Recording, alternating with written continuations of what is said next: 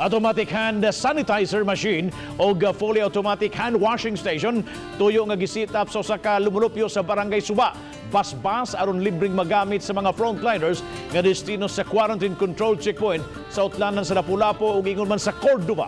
Si Luan Mirondina sa exclusive report. Kung adunay automatic tubig machine, aduna usay automatic hand sanitizer machine. Sama sa mga tubig machines ang setup ni ini nga muhugka og piso-piso. Apan nahuna-hunaan ni Richard Benjamin Cañete nga itanyag niya kining libre ilabi na karong panahuna nga gikinahanglang kanunay limpyo ang ato mga kamot. Lain sa kayo magpahimus ta sa sitwasyon, so di-deactivate na ko ang coin slot para free ni siya sa mga tao kani sa frontliners.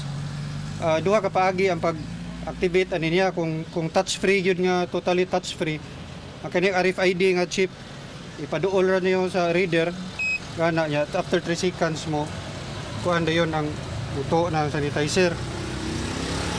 Kuna ang kada pulis tagsa na sila og kanang chip para nga wala sila touch free sila, pero ang mga tao nga mamalit diri nga walay chip mo pislit ra sila ani. So the same ra gyapon. Ana. Ang iyang gi-set up ng automatic hand sanitizer machine gibutang niya daplin sa karsada diin usab gimontar ang quarantine control checkpoint sa utlanan sa dakbayan sa Lapu-lapu ug sa lungsod sa Cordova. Dili kini basta-basta makawat kay may alarm system kini. Mo alarm na siya. Sa tent, diin mamasilong ang mga frontliners, nag-set up usab si Richard og fully automatic hand washing station. Simple lang ang instructions ni ining fully automatic hand washing station. Una, ibutang ang imong wang kamot, ilaw ni ining faucet, samtang ang imong tuong kamot ipatungod sa infrared sensor. Sama ni ini. Nataod-tauran pa. Kung musiga na ang green light, muagas kining tubig nga igo mo basa sa imong kamot ug musunod dayon ang liquid soap. Sulod sa 20 seconds tagaan ka og higayon nga malimpyo og tarong ang imuhang kamot.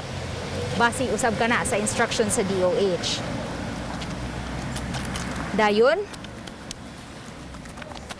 kung ma-thoroughly na nimo paglimpyo imong kamot, musunod dayon ang aga sa tubig aron mabanlawan ang sabon sa imuhang kamot. So the whole time nga nanglimpyo ka sa imuhang kamot, touch-free yun.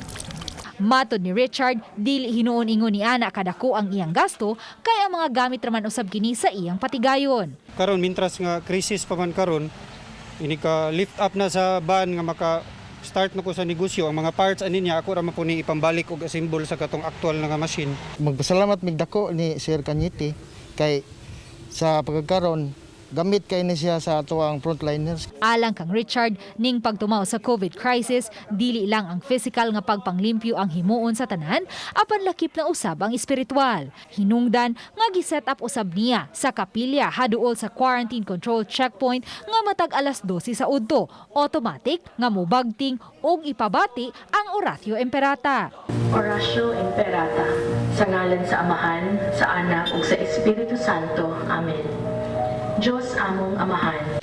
O kung hapit na mahurot ang hand sanitizer, ang tubig o baka ang sabon, automatic kining mo miss call kaniya aron iyang ma-refill.